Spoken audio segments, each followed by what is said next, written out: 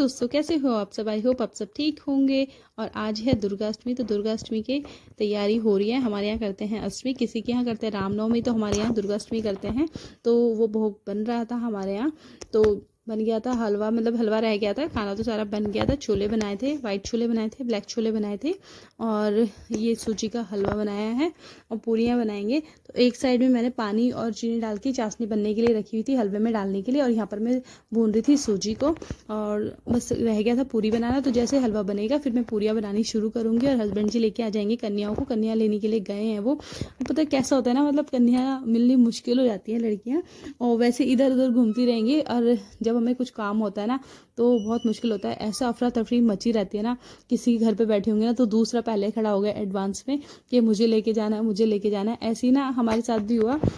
हमारे यहाँ ऊपर वो ज्योति रहती है, तो ज्योति ने कन्या जिमाई, उसके बाद हमें लेके आना था नीचे, लेकिन वो ना साथ में कोई और खड़े हुए थे अंकल, तो वो साथ में लेके चले गए, और पापा चुपचाप देखते रह गए। फिर वहाँ पर गए हैं, उनके घर पर गए, फिर वहाँ से लेकर आए हैं, और फिर हमारे यहाँ आई हैं कन्या, और जल्दी जल्दी मतलब हमने उन्हें भोग लगाया था।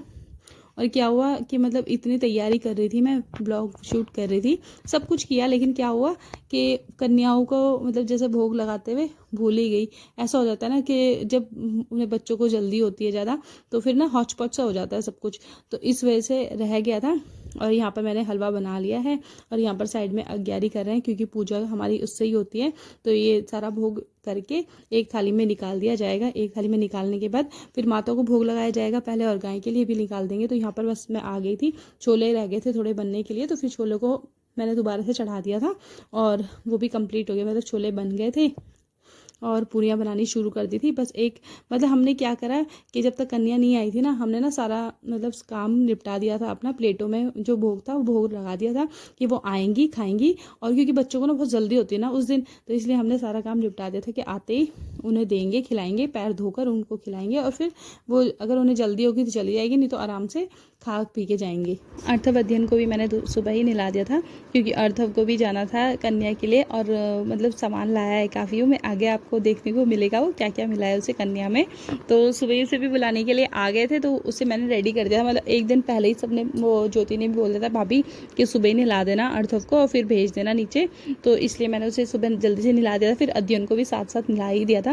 वैसे अध्ययन तो कहीं जाता नहीं है, अभी छोटा है, और वैसे भी क्या भेजना है उसे, क्योंकि छोटा है, फिर वो टिकता भी नहीं है कहीं पे, तो इसलिए उसे नहीं भेजते हैं। तो यहाँ पर मेरे छोले भी हो गए थे रेडी बनकर, थोड़े रह गए थे कच्चे, तो फिर मैंने दोबारा चढ़ा दिया था। तो यहाँ पर छोले बन गए थे, बस अब पूरियाँ बना रही हूँ, और पूरियाँ बनाने के बाद फिर प्लेटें सजाएंगे कन्याओं की। और अब मैं आपको दिखाती हूँ माता का भोग हमने क्या क्या बनाया था, आप भी देखिए। तो ये है हलवा, जो मैंने हलवा बनाया था, और हलवा बन चुका था, मतलब सब कुछ रेडी हो ही गया था लगभग। और यहाँ है पूरियाँ, मतलब आधी पूरी हमने प्लेट में लगा दी हैं, आधी मतलब ये रखी हुई हैं कुछ, और फिर दोबारा से बनाऊंगी जब अपने आप हम खाएंगे उनके लिए। और मतलब पूरा किचन ना हौच पौच हो रखा था। ये छोले हैं, ब्लैक वाले छोले जो ये मम्मी ने बनाए हैं, और वाइट वाले ये वाले छोले भी मम्मी ने ही बनाए थे। बस मैंने हलवा ही बनाया था और पूरियाँ बनवाई थी, मतलब तब तक मैं नहा के आई तब तक मम्मी ने निपटा दिया था। और यहाँ पर हमने कन्याओं की जो प्लेट्स थी वो पहले ही हमने सजा के रख दी थी कि आएंगे और फिर बस देंगे उन्हें, वो अगर वो बैठेंगे तो ठीक है, नहीं तो वैसे तो जब वो आई है ना, आते ही बोलने लगी कि आंटी हमें ना लेट हो रहा है, हमें कहीं और भी जाना है, कि वो तो अंकल हमें लेके आ गए, वो पास सामने वाले बुला रहे थे। फिर बस कन्या जिम गई थी हमारी, और यहाँ पर फिर अर्थव और अध्ययन अपना खाने के लिए आ गए थे। आइसक्रीम रोने लग गए थे कि हमें आइसक्रीम दिलाओ, आइसक्रीम वाला आया था बाहर, तो दोनों को आइसक्रीम दिलाई, और दोनों की देखना कैसे लड़ाई होगी आके। अध्ययन के एक्सप्रेशन है आइसक्रीम खाते हुए, और अर्थव पहले ही क्यों था भाई हैं? एक बार फिर से करिए, उसके बाद ही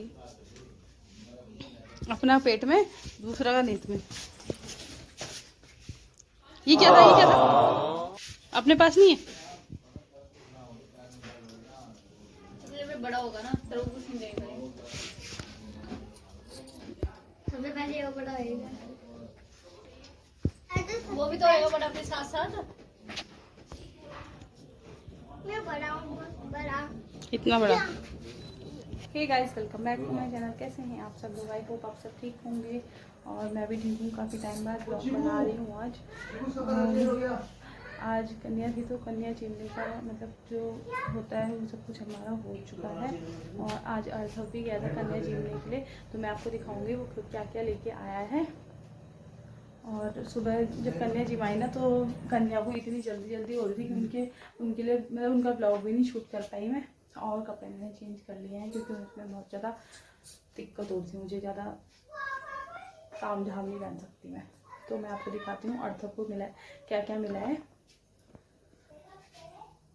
एक तो ये बॉक्स मिला है अर्थव को में, और इसमें था पूरी, हलवा और क्या था, कद्दू की सब्जी थी, और एक मौसमी थी और एक केला था, ये मिला था। और दिखाती हूँ अर्थव अध्ययन दोनों जल्दी उठ गए थे। तो अर्थव तो ऐसा है कि कभी भी उठा दो उसे तो वो सोने वाला नहीं है, लेकिन अध्ययन सो चुका है। और मैं आपको दिखाती हूँ अर्थव को क्या मिला है।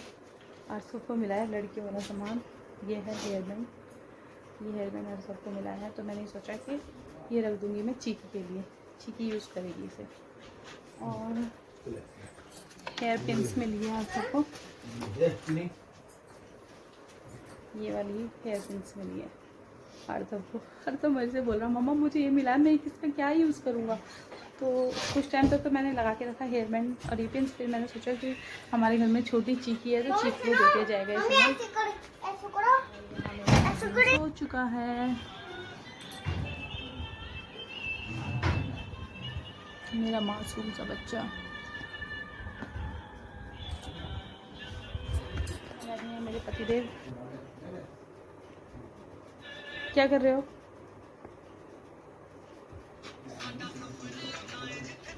आज अर्थव का मन नहीं था ट्यूशन जाने का, और फिर वो मुझे बोल रहा था मम्मा प्लीज़ मुझे आज मत जान दो ना, मैं नहीं जाता हूँ।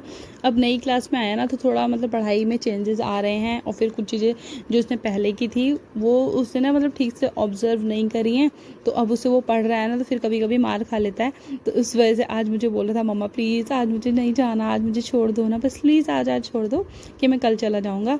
और फिर मैंने बोला कि नहीं अभी रुक जा, देख अभी वीडियो बनाती हूँ मैं तेरी, और फिर तुझे तेरी मैम को दिखाऊंगे। फिर वो बोलने लगा नहीं मम्मा ऐसा मत करना। और फिर देखना अभी आगे आगे ना जब मतलब वीडियो बना रही हूँ ना, मैं उसको शूट कर रही हूँ, तो वो ना मतलब झपटा भी मारा था कि मम्मी प्लीज़ हटा दो फ़ोन में, मतलब मेरा ब्लॉग में मतलब मुझे और मेरी वीडियो मत बनाओ प्लीज़, कि ऐसे मत करो मेरे साथ में। और बस फिर चला गया था वो ट्यूशन। और फिर शाम को हम आए थे, यहाँ पर झांकियाँ निकल रही थी, बाज़ार में झांकी निकल रही थी, तो फिर मैंने बोला कि मैं भी चलती हूँ।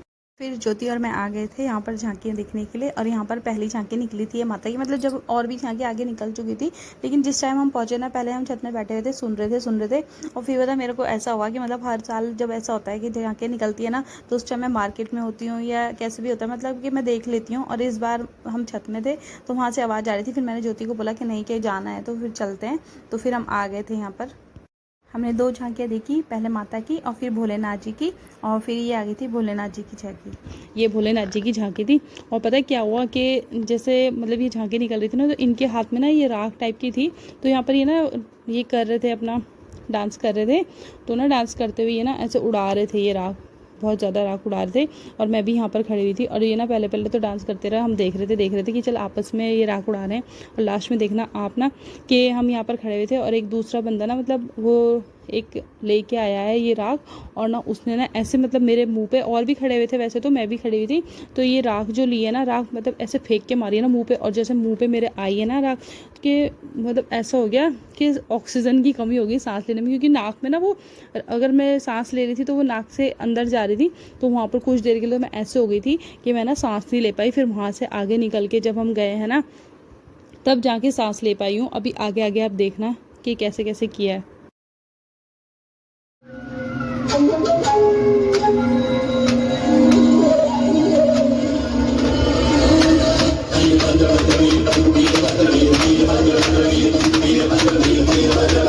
जब इन्होंने ऐसे राख डाली ना मेरे मुंह पर तो मेरे बाल और सब कुछ मतलब सफ़ेद सफ़ेद हो गया था बस। इसके बाद फिर हम वहाँ से वापस आ गए थे। मैंने बोला ज्योति को चल चलते हैं, फिर हम बस वापस आए अपने घर पर।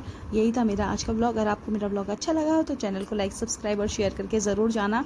और काफ़ी टाइम बाद मैंने ब्लॉग बनाया और अब मैं कोशिश करूँगी कि आगे से कंटिन्यू रहूँ। तो अगर आप चाहते हो कि मैं कंटिन्यू रहूँ तो प्लीज़ मेरे मतलब ब्लॉग में कमेंट करना कि आपको मेरा ब्लॉग कैसा लगा। मिलते हैं आपको नेक्स्ट ब्लॉग में। Bye bye and take care friends.